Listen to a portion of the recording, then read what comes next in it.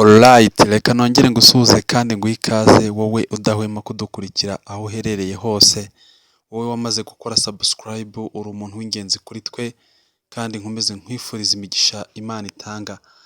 Ni wa muhungu wanyu James Legend wamamaye, tugiye kubana muri My Heart Talking and Comment today.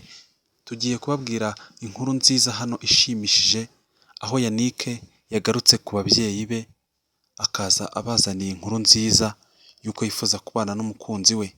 Ngira ngo mu minsi yashize mwabonaga ukuntu umukunzi we nyine yari arimo amwibutsa uburyo ki nyine hari ibyo atarashyira ku murongo akwiye gushyira ku murongo, ndetse amubwira ati ni gute urara mu mashuka aguze amafaranga angana gutya, uzi yuko umukunzi wawe kuryama kwe kuri uyu munsi ari ugukumbagara, ndetse n'aho iwabo baba ari ugukodesha, kandi uvuga yuko umukunda.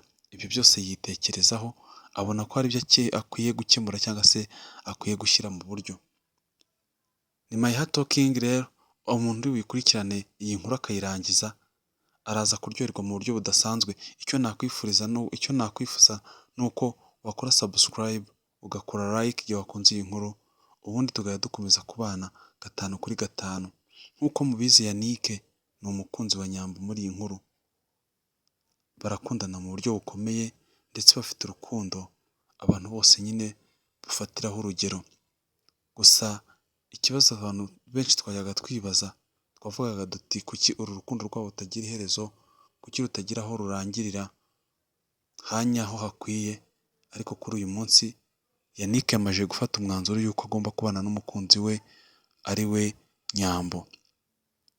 Arangije gufata uwo mwanzuro aravuga ati si ngombwa ko nihererana ibi bintu, ni ngombwa ko ngenda nkabibwira ababyeyi nkareba reaction bari bugire. Byongeye ko bwa mbere amujyana akibana n'ubumuga bwo kutabona, byaje gutuma ababyeyi be bose uko ari babiri batamwishimira, uretse ku ruhande wenda rwa papa we, ariko uruhande rwa mama we ho byari ibintu bikomeye cyane, no kubyiyumvisha ubwabyo byari ibintu bikomeye cyane. So Yannick rero amaze kubibabwira abona barishimye, abona bagize reaction nziza. Mwibuke ko uyu Suzi nyine waziraga Nyambo amuhora ko atabona, kuri ubu ngubu yamajije kumusaba imbabazi. Mbese muri makeya barangije kwiyunga, kuko yibazaga ukuntu umwana yareze amuvunnye n'iki, agiye gushaka umuntu utabona, akavuga ati azamufasha iki atabona, ko ahubwo agiye kudutera imiruho. Kuri uyu munsi rero nawe biba bigaragara ko urebye yanejejwe n'uko uyu mukobwa yaje kugera igihe akabona.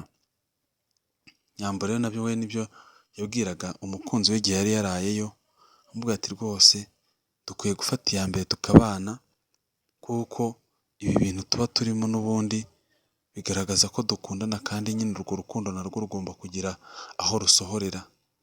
Yannick rero niko gufata umwanzuro avuga ati reka niyegereze umukunzi. Kuri ubu ngubu rero imyiteguro irarimbanije muri we, nubwo atari yabitangaza cyane ngo wenda tumenye igihe n'iki, ariko ibigaragara ni uko noneho kuri iyi nshuro yabishyizeho umutima. Wow, bazagira urugo rwiza disi. Ngira ngo nta muntu udakunda Yannick na Nyambo muri iyi nkuru ya My Heart. Niyo mpamvu twese tubifurije kugira urugo rwiza.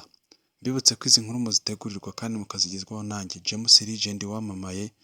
Imana y'u Rwanda ihorane namwe. Ciao ciao.